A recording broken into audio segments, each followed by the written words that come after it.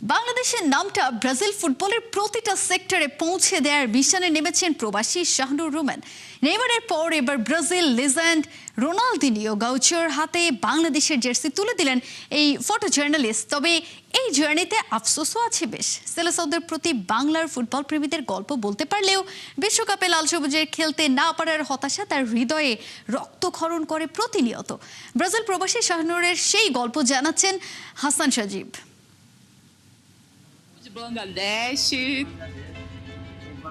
Portuguese ভাষাটা কঠিন হলেও এটা বুঝতে কষ্ট হওয়ার কথা নয়। ব্রাজিলিয়ান কিংবদন্তি রোনালদিও গাউচাকে কিসের গল্প শোনাচ্ছেন বাংলাদেশের শাহনুর রুমেন।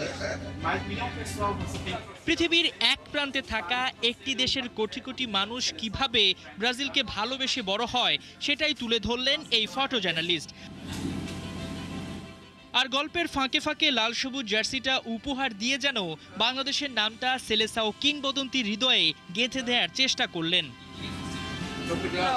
তবে এটাকে শুধু একটি জার্সি উপহার দেওয়ার ঘটনা বললে ভুল বলা হবে, বরং বিশ্ব ফুটবলের বড় বড় তারকাদের কাছে বাংলাদেশকে পরিচয় করিয়ে দেওয়ার আপ্রাণ চেষ্টা, যা ধারাবাহিকভাবেই করে যাচ্ছেন ব্রাজিল প্রবাসী শাহনুর রুমেন। এর আগে বাংলাদেশের জার্সি তুলে দিয়েছেন ব্রাজিলিয়ান সুপারস্টার নেইমারের হাতে। বাংলার ফুটবল প্রেমীদের ভালোবাসার কথা পৌঁছে দিয়েছেন ব্রাজিলিয়ান ফুটবল কনফেডারেশনের কর্মকর্তাদের কানেও। বাংলাদেশের নাম, বাংলাদেশের পতাকা আর বাংলাদেশের ফুটবল আবেগকে বিশ্বের কাছে তুলে ধরার এই যাত্রায় অবশ্য একটি আক্ষেপও আছে। ব্রাজিলের লেজেন্ডের সামনে বাংলাদেশের গল্প বলা যায়, কোটি সমর্থকের ভালোবাসার কথাও বলা যায়, কিন্তু এখানে বলা যায় না বাংলাদেশও ফুটবল বিশ্বকাপের মঞ্চে খেলছে। তবে স্বপ্নটা রয়ে গেছে, একদিন হয়তো রোনালদিনিও, নেইমার কিংবা বিশ্ব ফুটবলের আরো অনেক তারকা লাল সবুজদের চিনবেন শুধু ব্রাজিলের সমর্থকদের দেশ হিসাবে নয়, বিশ্বকাপের মঞ্চে লড়াই করা একটি দেশ হিসেবেও। সেই স্বপ্ন নিয়েই বিশ্বের কাছে পৌঁছে দেওয়া হচ্ছে লাল সবুজের নাম। হাসান সজীব, ৭১। 2026 আর্জেন্টিনার মিশন আমেরিকা ঠিক যেমনটা ক্যাপ্টেন আমেরিকা করেছিলেন, ধ্বংসস্তূপ থেকে উঠে এসে এক সুতোয় গেঁথেছিলেন পুরো দলকে, এবার ঠিক একই গুরুভার লিওনেল মেসির কাঁধে। তবে এবার আর কোনো কাল্পনিক মার্ভেল ইউনিভার্স নয়, বাস্তবের সবুজ গালিচায় এক মহাকাব্যিক যুদ্ধের অপেক্ষায় ফুটবল দুনিয়া। বিশ্বকাপ যখন দরজায় কড়া নাড়ছে, তখন বিশ্বজয়ের মুকুট ধরে রাখার মিশনে কমান্ডো লিওনেল স্কালোনির স্কোয়াড আসলে করছেটা কি? আগামী 14 দিনে মেসিদের এই আমেরিকা ক্যাম্পের আইটিনারি থাকছে এবারের প্রতিবেদনে। আরোলিনাস, আর্জেন্টিনা, 1978 বিমান উঠছে আকাশে, ভেতরে যে একটা আর্মি স্কোয়াড, ওদের এখন মিশন আমেরিকা।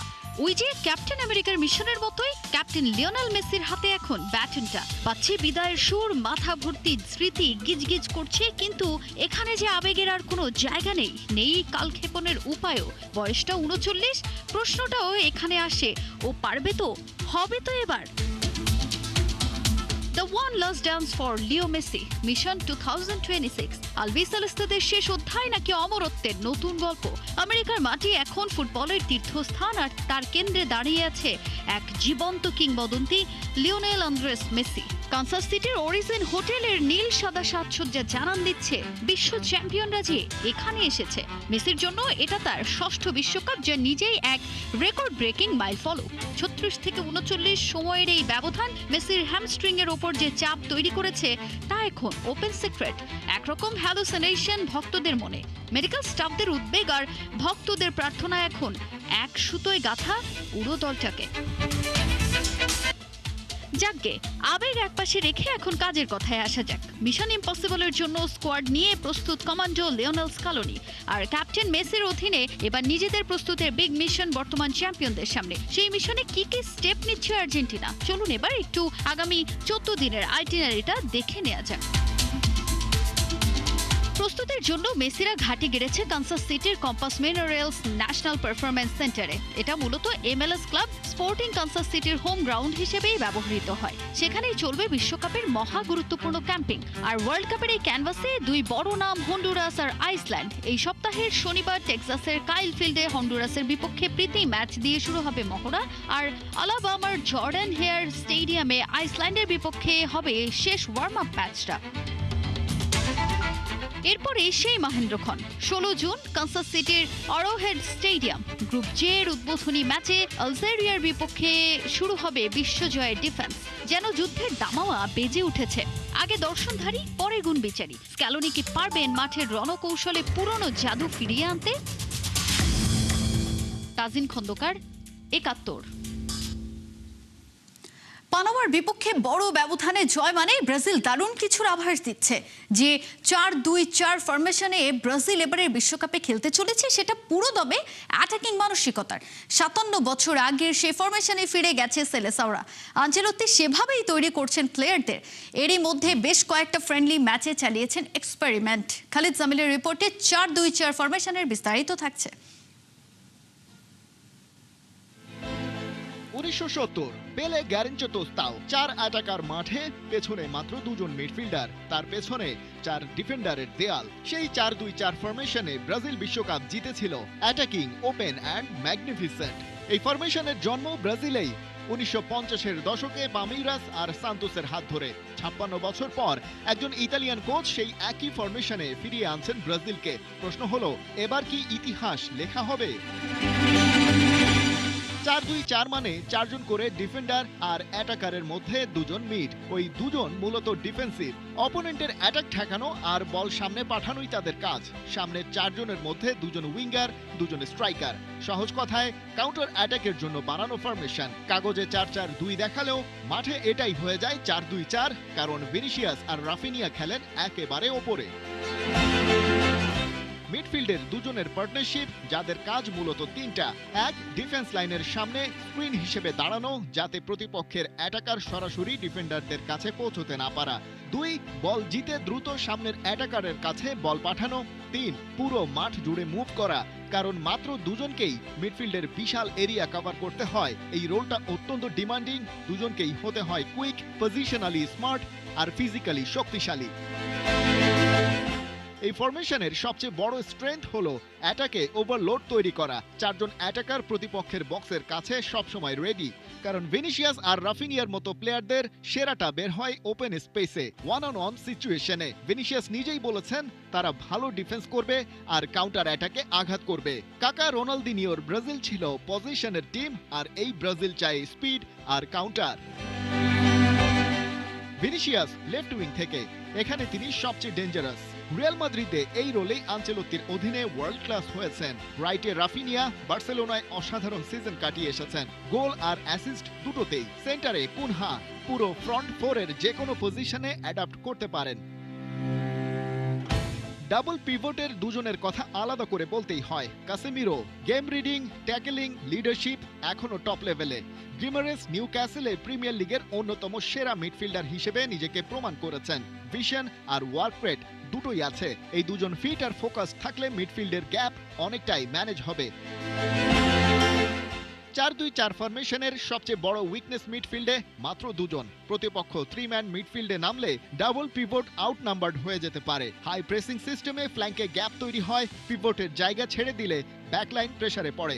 অর্গানাইজড ডিফেন্সিভ টিমের বিরুদ্ধে এই ফরমেশন কষ্ট দিতে পারে, কারণ পজিশন ছেড়ে দিতে হয় আর কাউন্টারের অপরচুনিটি কমে আসে। এই ফরমেশনে সবচেয়ে সাকসেসফুল এক্সপেরিমেন্টটা হয়েছিল 1970-এ। মারিও জাগালোর ব্রাজিল বিশ্বকাপ জিতেছিল এই স্ট্রাকচারেই। আনচেলত্তি সরাসরি এই ফরমেশনে বিখ্যাত না হলেও রিয়াল মাদ্রিদে তার টিম বারবার এই স্ট্রাকচারে খেলেছে। কাউন্টার অ্যাটাক, ওয়াইড উইং, 2 জনের মিডফিল্ড পিভট। ব্রাজিলে এসেও এক্সপেরিমেন্ট করেছেন। প্যারাগুয়ের বিপক্ষে ফ্রন্ট ফোর নামিয়ে রেজাল্ট ইকুয়েডর ম্যাচের চেয়ে অনেক ভালো ছিল। ডজনের বেশি প্লেয়ার আগেই আনচেলত্তির অধীনে কাজ করেছেন। নতুন ফরমেশন, পুরনো ট্রাস্ট। 1970-এ যে স্ট্রাকচারে ট্রফি এসেছিল, 56 বছর পর সেটা আবার ডেলিভার করবে কিনা উত্তরটা শিগগিরই পাওয়া যাবে। খালিদ জামিল, ৭১। একজন ফুটবল ভক্তের পাগলামি কোন পর্যায়ে পৌঁছালে তার জামা, জুতা, মোবাইল থেকে বিছানার চাদর কিংবা বালিশ সবই প্রিয় দলের পতাকা রঙের হতে পারে? ব্যাপারটা আরো অদ্ভুত লাগবে যখন শুনবেন সেই ভক্ত ব্রাজিল, আর্জেন্টিনা, জার্মানি, এমনকি স্পেনেরও না। নারায়ণগঞ্জের বদরুদ্দোজা লস্কর ডাচ ফুটবলের ডাই হার্ড ফ্যান। 16 বছর ধরে সংগ্রহ করেছে নেদারল্যান্ডসের ফুটবলের অসংখ্য প্রতীক। তার স্বপ্ন একটাই, অন্তত একবার হল্যান্ডকে বিশ্ব চ্যাম্পিয়ন হতে দেখা। মাইনুদ্দিনের ক্যামেরায় শেখ আশিকের রিপোর্টে বিস্তারিত। চোখ বন্ধ করে বলে দিতে পারি, তার মতো নেদারল্যান্ডস ভক্ত আপনি কখনোই দেখেননি। 19 জুলাই 2026 ইনশাআল্লাহ নেদারল্যান্ডস ক্যাপ্টেন ভ্যান ডাইক বিশ্বকাপ উঁচিয়ে ধরে বিশ্বকে জানিয়ে দিবে নেদারল্যান্ডসই বিশ্বসেরা। জীবনের পুরোটা জুড়েই যার ডাচ ফুটবল আর কমলার সাথে মাখামাখি। এখন তুমি কি চাও এই ওয়ার্ল্ড কাপে তোমার এখানে 4টার জায়গা 4টা থেকে 5টা হয়ে যাক, নাকি এখানে একটা হোক? এই পাশে 5টা হয়ে যাক।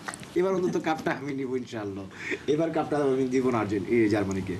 ঘরের বিছানা বালিশ, হাতের মোবাইল, পায়ের জুতা, পরনের লুঙ্গি, পানির মগ থেকে চাবির রিং কিংবা খেলার তাস, ঘরের যেখানেই চোখ যাবে সেখানেই অরেঞ্জ আর্মিদের প্রতি অকৃত্রিম ভালোবাসার প্রতিচ্ছবি। আমার খুব একটা শখ যে নেদারল্যান্ডসে শার্ট পরা। টোটাল মজুরি সহ 400 টাকা আর 100 টাকা হলো প্রিন্ট। আমার টোটাল 500 টাকা পড়ছে। নারায়ণগঞ্জের বদরুদ্দোজা লস্কর, যিনি প্রায় 40 বছর ধরেই ডাচ ফুটবলের ডাই হার্ড ফ্যান। 1975 থেকে এখন পর্যন্ত নেদারল্যান্ডস ফুটবল টিমের প্রতিটি ভার্সনের জার্সি আছে তার কাছে। 74 সাল জার্সিটা এক ফ্রান্স প্রবাসী আমার জন্য উপহার হিসেবে এনেছিলেন এটা। তারপরে এটা হলো গিয়া 1989 সাল জার্সি। এটা দেখছেন আপনারা 1993 সালের জার্সি। এটা লাস্ট হলো গিয়া ওয়ার্ল্ড কাপের। এটা হলো গিয়া 2017 সালের। 2010 সালের জার্সি, যে 2010 সালটাকে আমরা আসলে অসম্ভব পরিমাণ ফিল করি, কারণ হলো গিয়া 2010 সালে আমরা স্পেনের কাছে 1-0 করে হেরে ওয়ার্ল্ড কাপ পাই নাই। হয়তো আপনার আমার মতো ব্রাজিল, আর্জেন্টিনা ফ্যানদের কাছে মনে হতেই পারে নেদারল্যান্ডস নিয়ে এত মাতামাতির কি আছে? আসলেই কি তাই? যার আবেগ সেই তো বোঝে। আমি নেদারল্যান্ডসের নকআউট পর্বে খেলাগুলো সাধারণত আমি কিন্তু রুমে একদম একা দেখি। আমি আমার ওয়াইফ, বাচ্চা কাউকে রাখি না। আমি টেম্পারটা নিতে পারি না। তো নেদারল্যান্ডস ফুটবলটাকে আমি দেখে আসছি ছোটবেলা থেকেই, যে শেষ সময় নেদারল্যান্ডস টেম্পারটা রাখতে পারে না। মানুষটার মধ্যে যেমন আছে নেদারল্যান্ডস ফুটবলের প্রতি ভালোবাসা, তেমনি সৃষ্টিশীলতা। লোগোটা বানাতে গিয়ে জিনিসটা নষ্ট হয়ে গেছিলো পরে লোকটা যখন ফালাইতে চাইছিল, তখন আমার হঠাৎ করে চিন্তা হলো যে অর্ধেক যেহেতু আছে আমি কোলবালিশ হিসেবে ইউজ করতে পারি, কারণ কোলবালিশটা তার পুরোটা দেখা যায় না। এটা আমার স্লোগান, যে Badruddoza Laskar, if you love football you must love Holland. যে মানুষটাকে নিয়ে এত কথা হচ্ছে তার সঙ্গে একটু আড্ডা না দিলে কি হয়? বাংলাদেশের প্রেক্ষাপটে ব্রাজিল, আর্জেন্টিনা, জার্মানি, স্পেন এই বলয়ের মধ্যে আসলে আমরা আটকে থাকি। কিন্তু আমার সঙ্গে এমন একজন বসে আছেন যার ব্যাপারে আসলে বলার কিছু নেই। তার পোশাক আশাকই বলে দিচ্ছে, পুরোটা জুড়ে নেদারল্যান্ডস বা হল্যান্ড। পায়ের জুতা থেকে শুরু করে পরনের লুঙ্গি, হাতের ব্রেসলাইট কিংবা টি শার্ট বা জার্সি, পুরোটাই নেদারল্যান্ডস। আমি একটা কনফিউশন ক্লিয়ার করি, সেটা হচ্ছে আমরা যেখানে বসে আছি কনফিউজড হওয়ার কোনো কারণ নেই যে আমরা বসে আছি কোনো শপে বা হচ্ছে কোনো শপিং সেন্টার কিংবা হচ্ছে কোনো স্পোর্টস সেল সেন্টারে বসে আছি। ব্যাপারটা একদমই নয়। এইটা হচ্ছে ওনার বেডরুম।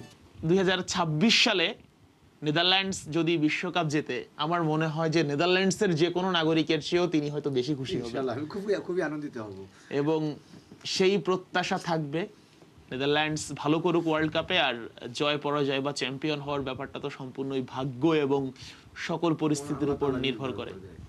তো আজকে বিদায় নিচ্ছি। শেখ আশিক, 71, ঢাকা। 500 ফুট দৈর্ঘ্যের এক পতাকা নিয়ে র্যালি করে তাক লাগিয়ে দিয়েছে ভোলার ব্রাজিল ফুটবল দলের সমর্থকেরা।